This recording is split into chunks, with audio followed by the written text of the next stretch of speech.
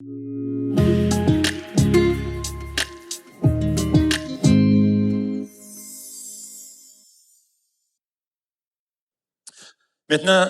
on revient, Lise et moi, d'un voyage. On est allés en vacances pour célébrer notre anniversaire de mariage. Quelques années, 45 ans de mariage. Et puis, ouais, ça fait quelques années, ça. Ça fait un bail, ça. Hein? Merci. Et puis, on est allé célébrer l'anniversaire de mariage là-bas, en République dominicaine. Alors, on a pris l'avion à Montréal. Et puis, on s'est rendu en République. Alors, quand on a débarqué de l'avion, on arrive aux douanes. Alors, il y avait des agents douaniers de la République dominicaine. Et puis, on arrive. Alors, on a avancé en couple. Alors, Lise a présenté son passeport. Ils ont commencé, l'agent a commencé à taper sur son clavier. Et puis, tout ça. Alors, il regarde, tout était beau. Il prend le passeport, puis il le donne à ma femme, puis il lui dit « Welcome! » Fait que, eh bien, c'est à mon tour. Je donne le passeport et tout ça. Il commence à taper, tout ça. Il regarde son écran. Il commence encore à taper. Et là, puis là, il continue à taper. Puis là, il tapait, puis là, il tapait, puis il dit Wait a minute. Alors, il prend mon passeport, s'en va en arrière, puis il se dirige en arrière, puis là, je regarde où il s'en va. Puis là, c'est plein de monde. Hein? Il y a toute une file d'attente et tout ça. C'est plein de monde. Puis là, il rentre dans une section, puis c'est marqué en haut de la porte Interpol.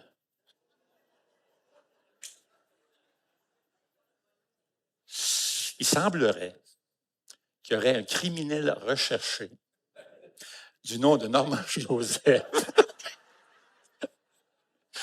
puis qui allait comme 2 gouttes d'eau comme moi.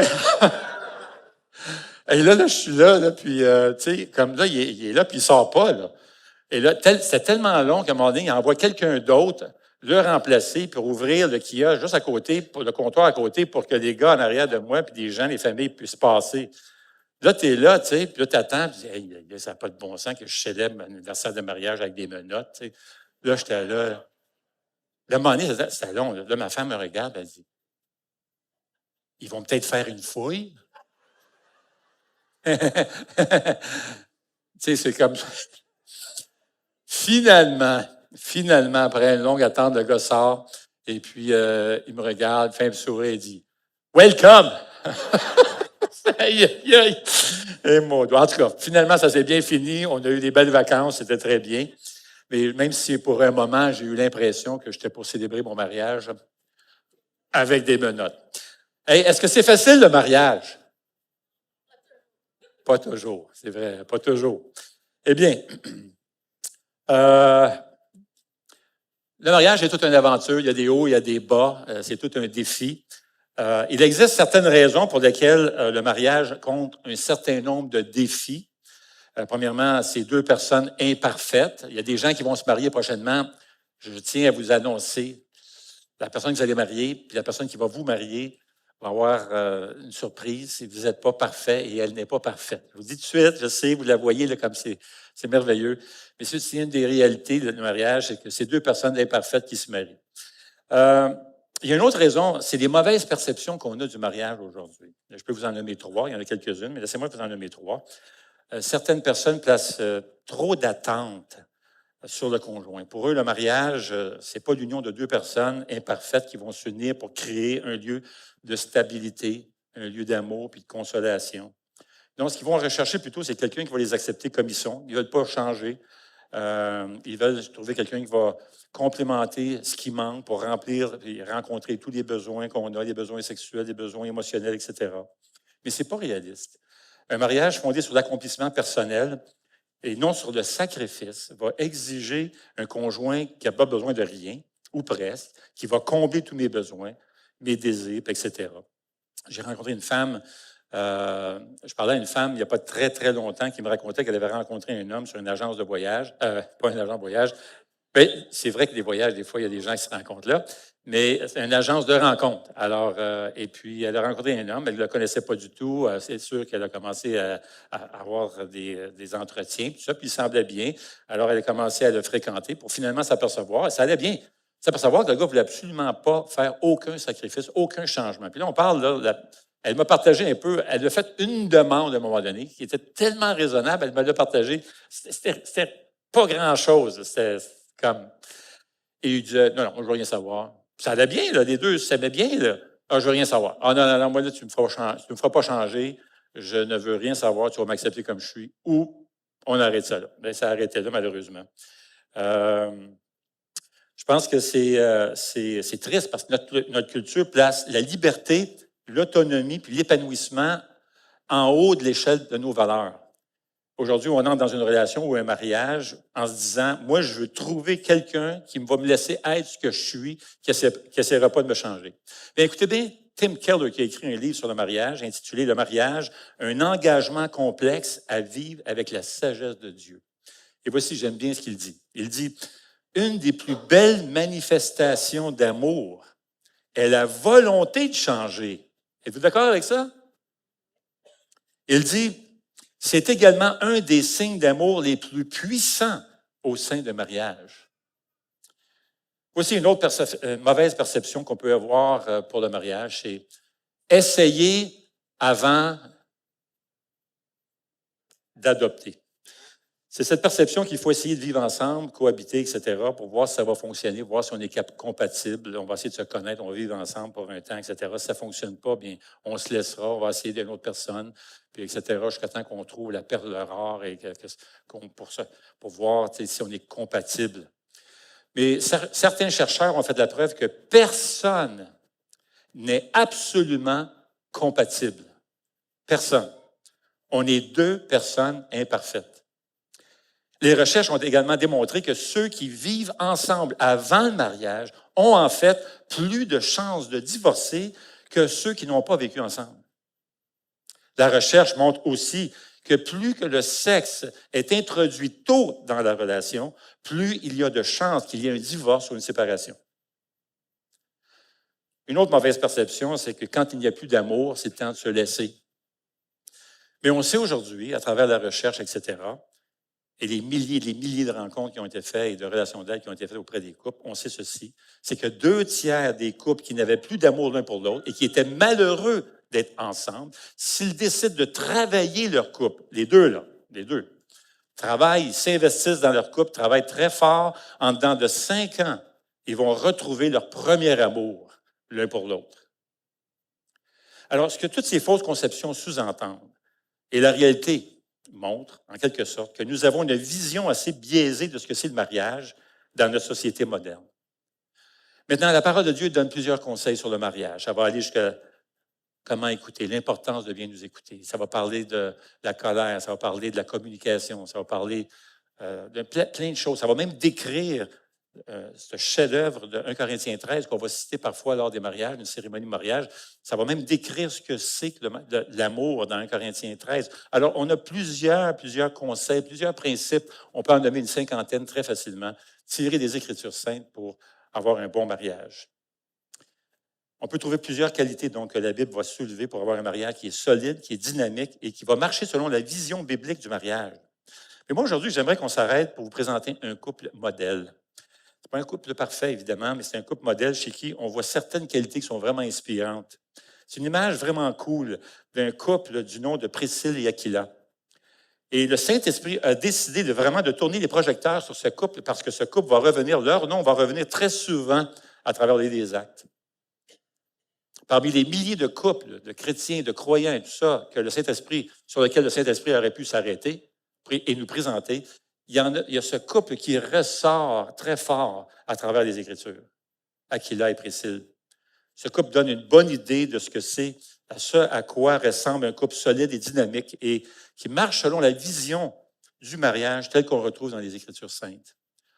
Alors moi, j'aimerais vous inviter dans les Écritures pour aller voir, faire la rencontre de ce cher couple, mais juste avant, on va prier si vous voulez bien. Seigneur notre Dieu, on aimerait te remercier pour ta parole, cette parole qui est inspirée, cette parole qui parle à nos cœurs. C'est ta parole, c'est ta révélation, c'est ta lettre d'amour. Tu nous livres ton cœur à travers ta parole. Alors Seigneur, ce matin, on veut te prier que ton esprit nous accompagne à travers ce passage que nous allons voir, ce témoignage que nous allons regarder. Parle-nous, Seigneur. Et on comprend bien qu'il y a des gens dans l'Assemblée qui vivent des moments difficiles dans leur vie de couple. Peut-être même que d'autres envisagent se marier ou ils sont célibataires. Ils ont peut-être même le don de célibat. Que cette parole, Seigneur, qui sera livrée ce matin, exposé puisse parler à chacun d'entre nous, célibataires, divorcés, mariés, que nous puissions, Seigneur, prendre cette parole et l'appliquer dans nos vies. Qui que nous soyons, Seigneur, au nom de Jésus. Amen. Acte 18, verset 18.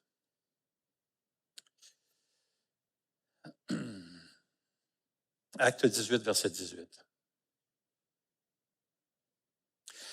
Paul resta encore assez longtemps à Corinthe. Ensuite, il prit congé des frères et sœurs et embarqua pour la Syrie avec Priscille et Aquila. Il s'était fait raser la tête à Sanchéré car il avait fait un vœu. Ils arrivèrent à Éphèse où Paul laissa ses compagnons. Lui-même entra dans la synagogue et s'entretint avec les Juifs qui lui demandèrent de prolonger son séjour chez eux. Mais il refusa. Il prit congé d'eux en disant « Il faut absolument que je célèbre la fête prochaine à Jérusalem. Je reviendrai vers vous si Dieu le veut. » Il partit d'Éphèse en bateau. Il débarqua à Césarée et monta à Jérusalem pour saluer l'Église, puis il descendit à Antioche. Après avoir passé quelque temps à Antioche, Paul se mit en route et parcourut successivement la Galatie et la Phrygie, en fortifiant tous les disciples. Un Juif originaire d'Alexandrie, du nom d'Apollos, était arrivé à Éphèse. C'est un homme éloquent et versé dans les Écritures. Il était instruit quant à la voie du Seigneur et plein de ferveur. Il annonçait et enseignait avec exactitude ce qui concerne Jésus, bien que ne connaissant que le baptême de Jean. Il se mit à parler avec assurance dans la synagogue. Après l'avoir écouté, Aquila et Priscille le prirent avec eux et lui exposèrent plus exactement la voie de Dieu. Comme il voulait aller à Achaïe, les frères l'y encouragèrent et écrivirent aux disciples de lui faire bon accueil. Dès son arrivée, il se rendit, par la grâce de Dieu, très utile aux croyants. En effet, il réfutait avec force les Juifs en public et démontrait par les Écritures que Jésus est le Messie. Alors, ce couple, Aquila et Priscille, était un couple accueillant. On le voit d'ailleurs dans les passages qui vont précéder. Ils ont soutenu et aidé Paul dans sa mission de répandre l'Évangile. Alors, ils l'ont invité à rester chez eux. Paul restait en chambre chez ce couple. Ce couple avait une business, une petite business. Il fabriquait des tentes, tout comme Paul. D'ailleurs, c'était le métier de Paul. Alors, pour un temps, ils ont travaillé ensemble dans ce petit commerce. Aquila et Priscille poursuivaient donc une carrière, mais en même temps, ils s'investissaient dans l'Église. Ils étaient des bénévoles et accompagnaient la mission de Jésus-Christ. Ils cherchaient à faire connaître le message de l'Évangile. Alors, le couple Aquila et Priscille voit un homme, on l'a vu, Apollos, il voit cet homme en train de livrer un discours sur Jésus. Et le couple entend le message, et ce n'est pas tout à fait juste. Alors, Apollos ne semblait pas connaître correctement le message de Jésus. Maintenant, Aquila et Priscille ne se sont pas mis à crier, ils n'ont pas dit « erreur » et tout ça. Non, ils sont allés le voir doucement, respectueusement. Ils l'ont pris à part et ils lui ont dit « sais-tu, on aurait besoin de te parler ». Alors, ils l'ont invité chez eux pour justement leur parler de l'Évangile, pour lui expliquer le message du salut. En fait, c'est le message de l'Évangile qu'il avait besoin d'ajuster. On a vraiment un beau portrait de ce cher couple. Parce que les principes qu'on va retrouver ici s'appliquent à tout le monde, que tu sois célibataire ou pas, vous allez le voir tantôt. Mais voici des qualités qui font une grande différence. Il y a quelques qualités qui font une grosse différence dans un couple, d'ailleurs dans toutes nos relations. Laissez-moi vous en nommer deux. Deux belles qualités qui vont fortifier et solidifier nos relations, et le couple en particulier, c'est l'humilité et les convictions. Quelqu'un a dit, l'humilité, c'est l'huile qui permet aux relations de fonctionner en paix, avec respect et amour. Beaucoup de nos problèmes de couple relèvent d'un problème avec l'humilité. C'est Tim Keller qui a dit ceci. Il dit, le moment que ton mariage va s'améliorer, c'est le moment où tu vas réaliser que le plus gros problème dans ton mariage, c'est ton ego. Parfois, on pense que le plus gros problème dans notre mariage, c'est « Hey, tu ne regardes pas ce que je fais, regarde ce que je contribue, regarde où j'ai été, regarde mon passé, regarde mes blessures, regarde tout ce que j'ai vécu, et toi, tu ne vois pas tout ce que je fais pour toi. » Mais le moment où tu arrives à pouvoir reconnaître que le plus gros problème dans ton mariage est mon ego, ça va commencer à changer. L'humilité va tuer cette mentalité d'égocentrisme. Voici une liste, voici une simple définition d'humilité. L'humilité, c'est la conviction profonde que ce que la Bible dit de moi est vrai. Ce n'est pas de m'obstiner avec les Écritures saintes sur l'état de mon cœur. C'est croire ce que l'Écriture dit de moi et comment je suis né dans l'iniquité, que j'ai besoin d'être sauvé, que j'ai besoin d'aide, que je ne suis pas bon par moi-même, que par nature, ce que je veux, c'est destructeur et contraire à la volonté de Dieu. L'orgueil nous éloigne de Dieu, mais l'humilité nous attire vers Dieu. En choisissant l'humilité, nous sommes d'accord avec Dieu sur notre véritable condition et notre véritable besoin de Jésus-Christ. Tu as besoin d'humilité, premièrement, pour connaître le salut. Venir à Jésus-Christ, puis reconnaître que tu es perdu, que tu as besoin de Jésus. C'est essentiel. Quand je crois simplement à ce que la parole de Dieu dit de moi, l'humilité est le sous-produit naturel. Maintenant, quelques-unes des vertus de l'humilité. L'humilité nous rend, premièrement, enseignables. L'humilité dit « je ne sais pas tout ». Être enseignable, c'est cette qualité d'être capable, désireux et intéressé d'apprendre des autres. C'est apprécier les dons, les talents, les capacités, l'expérience des autres et reconnaître que l'on peut bénéficier et grandir en les écoutant et apprenant d'eux. C'est vrai de mon conjoint, mes collègues de travail, mes amis. La raison pour laquelle l'humilité est si importante pour les mariages et pour les célibataires, c'est qu'elle nous rend plus vulnérables aussi, plus prompts à pardonner les autres quand nous savons que nous-mêmes, nous avons besoin d'être pardonnés. 1 Jean 1,8 dit ceci, « Si nous disons que nous n'avons pas de péché, nous nous trompons nous-mêmes et la vérité n'est pas en nous. Si nous reconnaissons nos péchés, il est fidèle et juste pour nous pardonner et pour nous purifier de tout mal. Si nous disons que nous n'avons pas péché, nous faisons de Dieu un menteur et sa parole n'est pas en nous. » Lorsque je vais vers Dieu et je lui dis, « Seigneur, comment peux-tu me pardonner? Pardonner un pécheur comme moi. » Cela va me rendre plus apte et plus empressé à pardonner les autres. Pourquoi je suis capable de pardonner les autres? C'est parce que je sais que Dieu a pardonné l'impardonnable chez moi. L'humilité nous rend également plus généreux. Ça signifie que mon temps, mon énergie, mes talents, mes dons, mon argent sont au profit pour t'aimer. Tout ce que Dieu m'a donné, il me les a donnés pour être utilisés afin d'aimer les autres. C'est servir ma femme, mon conjoint, avec mes dons, mes ressources, les ressources que j'ai. C'est mettre mes talents et mon énergie à aimer et servir les autres. L'humilité, c'est donc la première qualité d'un mariage solide, dynamique et qui marche selon la vision biblique du mariage. Voici le second, avoir des convictions. On peut avoir l'humilité sans avoir de conviction, de marcher pour Jésus. L'humilité nous arrache l'orgueil, mais la conviction nous conduit dans une direction. Voici ce que produit de solides convictions. Premièrement, la conviction garde Jésus au centre. C'est ce qu'on voit partout dans les Écritures saintes. On a besoin d'avoir la conviction d'avoir Jésus-Christ au centre de notre vie, que Jésus fasse partie, qu'il ait la première place dans mon foyer. Je pense à ce passage, n'est-ce pas, dans Josué 24, qui pose la question à Israël. Il dit, vous autres, qui vous allez servir? Bien, je veux que vous sachiez que moi puis ma famille, nous, on va servir l'Éternel. Il y avait cette conviction. Nous avons besoin de cette conviction aussi. Quand on a une conviction profonde, on se rappelle, c'est vrai, je n'existe pas que pour moi, j'ai été créé par Dieu et pour Dieu. Jésus nous a confié cette mission de faire des disciples de toutes les nations, de le faire connaître, de répandre le beau message de l'Évangile. Parce que, ultimement, le but final de tout homme est de glorifier Dieu et de prendre plaisir en lui. La conviction garde également notre esprit sur l'éternité.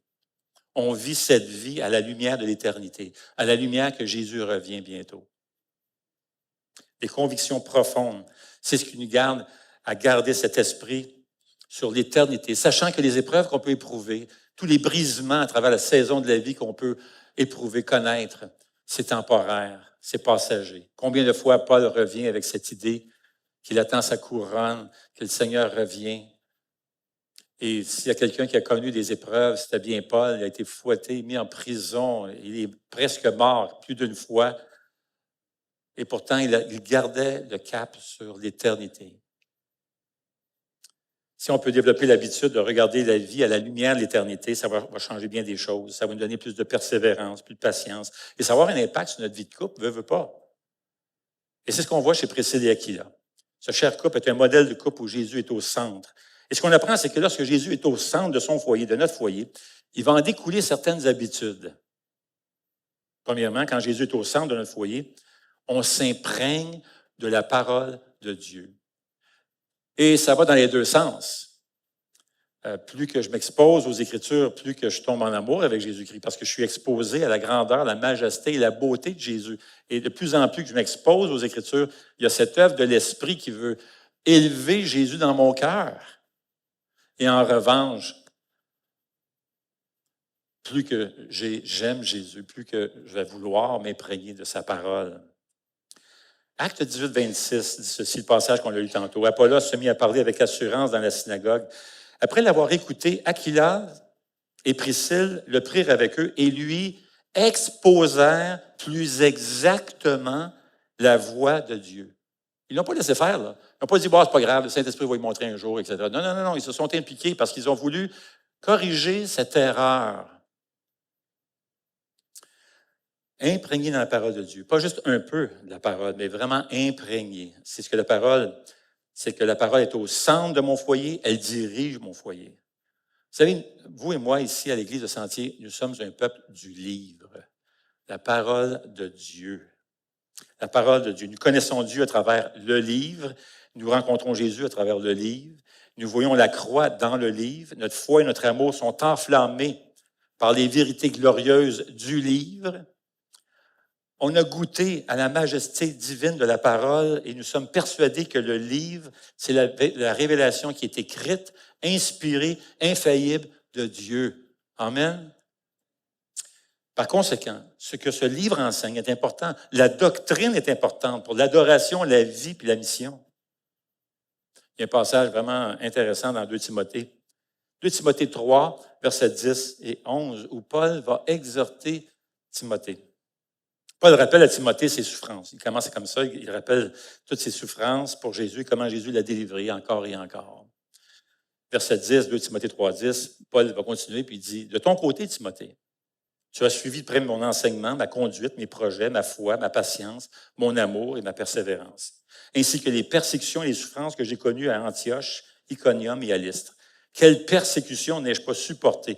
Et le Seigneur m'a délivré de toutes. » Et là, au verset 14, Paul continue en disant, il va exhorter Timothée à tenir ferme dans ce qu'il a appris et reconnu comme certain. Verset 14, il dit ceci, « Quant à toi, tiens ferme dans ce que tu as appris et reconnu comme certain, sachant de qui tu les as appris. » Le mot « tiens ferme » ici, c'est le contraire d'avancer. En d'autres mots, c'est « arrête, bouge pas, reste là, reste là, reste là. » Ne bouge pas. Sors pas de ça. Continue dans les choses que tu as apprises. OK, Paul, on doit conserver quoi? On doit rester dans quoi? Rester avec quoi? Demeurer dans quoi? Bien, verset 14 dit, tiens ferme dans ce que tu as appris. Est-ce que Paul est en train de lui dire, tiens ferme dans tout ce que tu as appris à travers toute ta vie? Non, non, non, non. Il précise.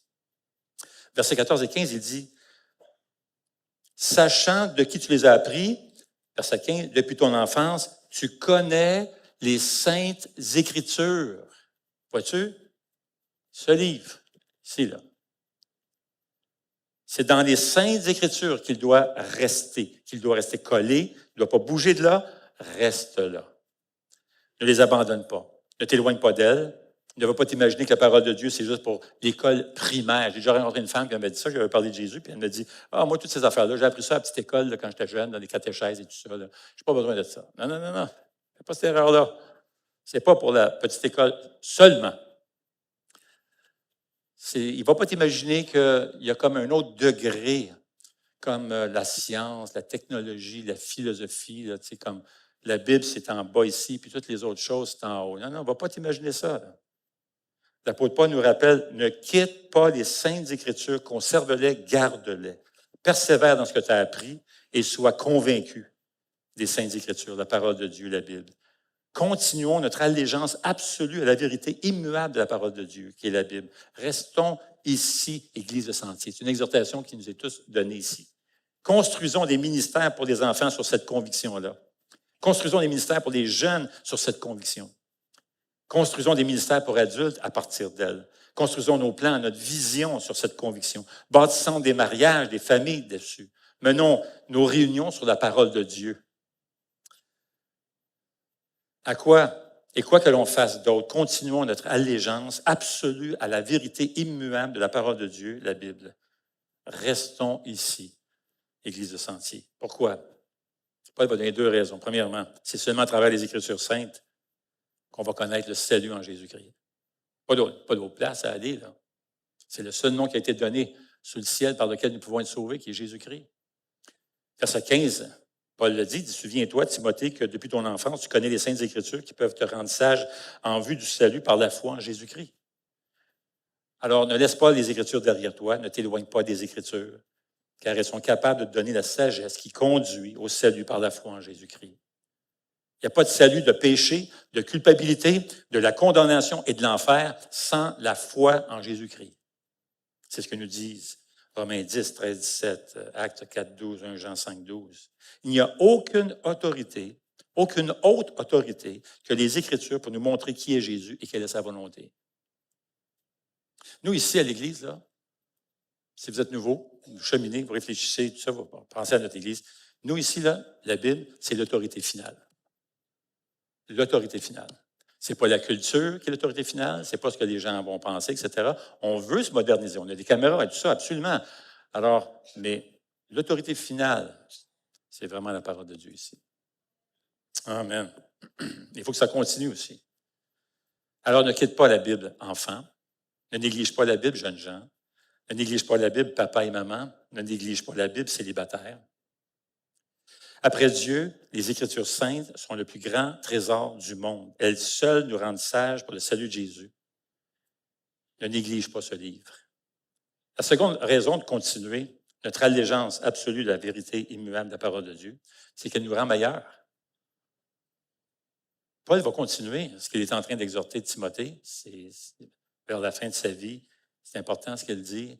Et voici ce qu'il dit au verset 16. Il dit, toute Écriture, Timothée, toute Écriture est inspirée de Dieu et utile pour enseigner, convaincre, corriger, pour instruire dans la justice, afin que l'homme de Dieu soit formé et équipé pour toute bonne œuvre. Vois-tu l'expression ici, afin que l'homme ou la femme de Dieu soit formé? Le mot ici, dans l'original, signifie compléter, parfaire, parfait. Le langage que Paul emploie pour dire qu'il est nécessaire que nous soyons le mieux équipés possible communique l'idée d'achèvement, croissance. Dieu veut que sa parole nous conduise à notre achèvement pour que nous puissions être utiles au projet de Dieu.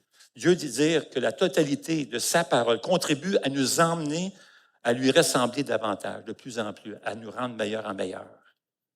Et ça, c'est la parole qui fait ça, en nous parlant de son esprit. Voilà donc la première habitude qui découle d'un foyer où Jésus est au centre. On s'imprègne de la parole de Dieu. Une autre habitude, c'est que notre maison est accueillante. On aime les gens. Aquila et Priscille est un couple qui voit la vision du monde à la lumière du royaume de Dieu. Ça, c'est leur vision du monde. Tout est teinté, leur vie, leur travail, leur talent, tout est teinté par cette vision du royaume de Dieu. Leurs biens, leur maison, leurs finances, leur temps, leur talent. Aquila et Priscille ne voyaient pas ce qu'ils avaient, que pour eux, ils s'en servaient pour faire avancer le royaume de Dieu. Et je remercie le Seigneur que plusieurs parmi vous, c'est ce que vous faites. Vous êtes très généreux. Autant même, vous avez accueilli, plusieurs accueillent des gens chez eux. On a plusieurs groupes maisons ici. Et ensemble, vous ouvrez vos portes pour qu'on puisse se rassembler puis étudier la parole de Dieu ensemble et prier ensemble et se soutenir, s'encourager mutuellement dans tout ce qu'on peut vivre à travers cette vie. On apprend d'ailleurs que dans 1 Corinthiens 16, 19, qu'Aquilas et Priscille étaient responsables d'un groupe maison d'ailleurs.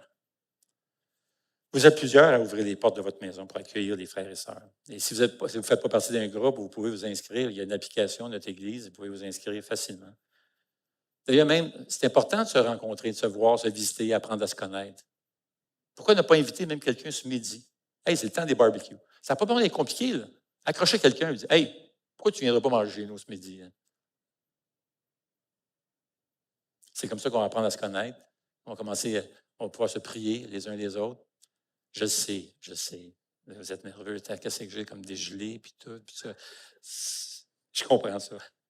Une autre habitude qui découle d'un foyer où Jésus est au centre, c'est qu'on se rend disponible à l'appel de Dieu. Aquila et Priscille ont vu Paul, ils connaissaient la mission qu'il poursuivait. Alors, ils ont invité Paul à venir chez eux, à rester là, en chambre. Ils avaient une business, ils faisaient des tentes, alors c'était leur métier. Paul s'est joint à eux. Ça, c'est ce que le Seigneur les appelait à faire à ce moment-là. Ça peut être différent pour vous, ça peut être différent pour d'autres, mais ils se sont rendus disponibles, c'est ça le point ici. Ils ont soutenu la mission que Paul poursuivait, ils l'ont aidé, ils contribuaient comme ils pouvaient le faire à l'œuvre de Dieu. Il y a une autre habitude qui découle d'un foyer où Jésus est au centre, c'est qu'on fait preuve d'audace pour la vérité de Dieu. Et là, j'aimerais inviter les musiciens à s'approcher. Aquila et Priscille étaient audacieux pour la cause de l'Évangile. On apprend en Romains 16, versets 3 à 5, que Priscille et Aquila ont risqué leur vie pour la cause de l'Évangile. L'apôtre Paul va même le dire, ils ont passé proche de la mort à cause de moi.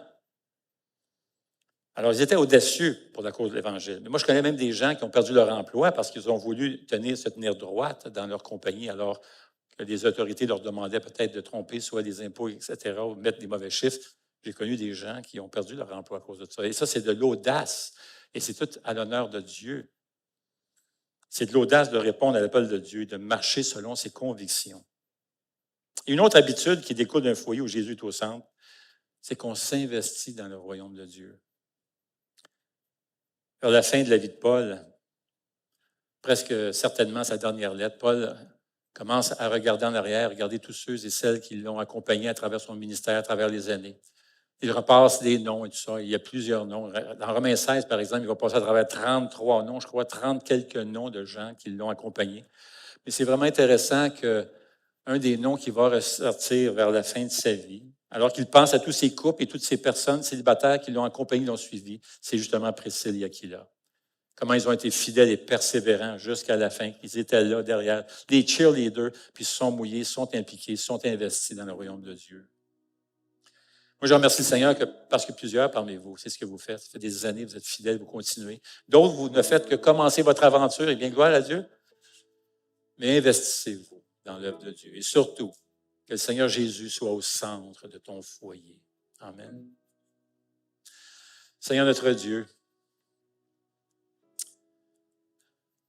on veut te remercier pour ta parole, te remercier pour ton esprit. Je te remercie pour cette Église qui a été fidèle depuis plus de 40 ans à tenir ferme, à rester collée à la parole de Dieu. Et on te prie pour les prochaines années, Seigneur. Ça ne prend que 20 ans pour s'éloigner de ta parole. Ça peut se faire tellement vite, Seigneur. Alors c'est pour ça qu'on te demande de nous protéger, de garder. Mets ta bonne main sur cette Église et que cette Église puisse toujours faire la promotion de la parole de Dieu inspirée. Nous prions, Seigneur, que tu puisses nous accompagner à travers les prochaines années. Que nous puissions voir plusieurs personnes venir à Jésus et découvrir ce merveilleux Jésus. Aide-nous à faire des disciples, comme Jésus nous le demande, Seigneur, dans Matthieu 28. Faire des disciples de toutes les nations, enseignant tout ce que tu as prescrit et baptisant au nom du Père, du Fils et du Saint-Esprit. Merci parce que, Seigneur, tout ça ne pourrait se faire sans l'aide de ton Esprit Saint. C'est toi qui fais cette œuvre. Alors on te bénit, on te loue, on te remercie de tout cœur. On te prie, Seigneur, et on te demande ces choses au nom de Jésus. Amen.